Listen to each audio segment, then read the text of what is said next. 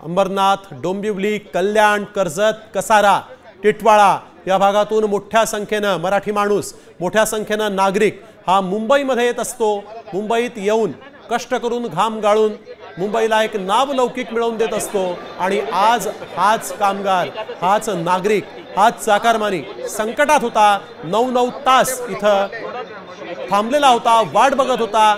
त्यांच्यासाठी म्हणून इथं कुणीही आलं नाही।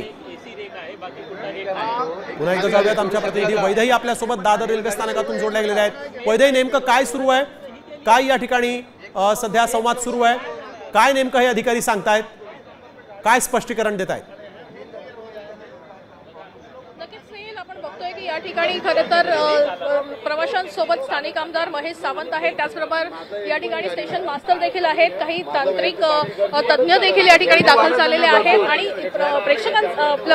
प्रवाशांचं हे म्हणणं आहे की लवकरात लवकर जी आहे ती ही ट्रेन सोडण्यात यावी आणि त्यामध्ये खरं तर तांत्रिक अडचणी अशा आहेत की ही ट्रेन जी आहे ती उलटी जाऊ शकत नाही आणि सरळ मार्गावर जाऊ शकत नाही, कारण तिथे पुढे वॉटर लॉगिंग आहे आणि उलटी जर घेतली आणि दुसऱ्या स्लो ट्रेन ट्रॅकवरून जर काढण्याचा प्रयत्न केला तर तेही ऑप्शन शक्य नसल्याचं या ठिकाणी स्टेशन मास्टर या ठिकाणी समजवताना पाहायला मिळतात। मात्र CSTM वरून एक MT रॅक आहे का या संदर्भात विचारणा जी आहे ती सध्या केली जाते। जर इथे MT जर रॅक असेल तर ती दादर पर्यंत तशीच रिकामी यावी आणि या ट्रेन मधले जेवढे प्रवासी जे सकाळी 9 तासांपासून अडकलेले आहेत त्यांना त्या रिकामी ट्रेन मध्ये जे आहे ते जाता यावं अशा संदर्भातली मागणी या ठिकाणी सध्या करण्यात येत असल्याचं पाहायला मिळत आहे।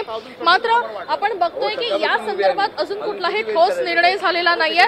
9 तास हे प्रवासी या ठिकाणी खोळंबलेले आहेत आणि आता CST वरून जेवढ्या पण लोकल सुटतायत त्या सगळ्या अक्षरशः फुल आहेत आणि त्याच्यामुळे आतमध्ये पाय ठेवायलाही जागा नाहीये। त्यामुळे दादर मधल्या प्रवाशांनी चढायचं कसं असा प्रश्न या निमित्तानं उपस्थित होतोय। त्याच्यामुळे दादर वरून जाणाऱ्या प्रवाशांसाठी एक रिकामी लोकल जी आहे ती सोडण्यात यावी अशी मागणी या ठिकाणी करण्यात येते आणि रिकामी लोकल जी आहे ती उपलब्ध आहे का या संदर्भातली चाचपणी सध्या हे जे आहेत ते स्टेशन मास्टर करताना पाहायला मिळतात।